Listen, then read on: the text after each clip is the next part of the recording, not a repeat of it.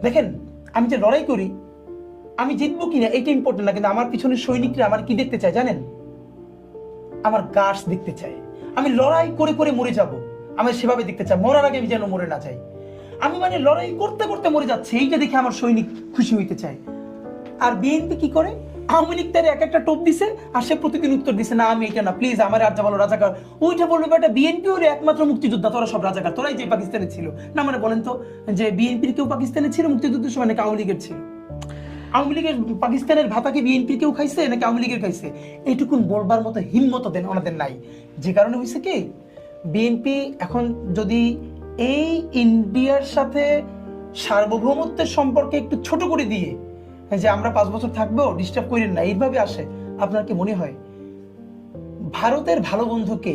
BNP আর আওয়ামী লীগ দুইটা option, এইতে BNP কোনোদিন আওয়ামী লীগের থেকে